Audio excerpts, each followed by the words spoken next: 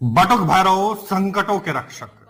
जब जीवन में चारों ओर से संकट मंडराने लगे, जब सहायता के सारे द्वार बंद हो जाए, जब भय और विवशता एक साथ घेर ले, जब कोई नहीं बचाता, केवल वही जिनकी सत्ता आपा दुर्राय में है, वही है बटुक भैरव।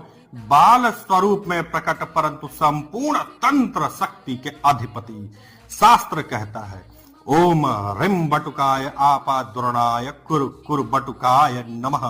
ये मंत्र केवल उच्चारण नहीं, ये आवाहन है उस चेतना का जो हमारी रक्षा करती है, भीतर से भी और बाहर से भी।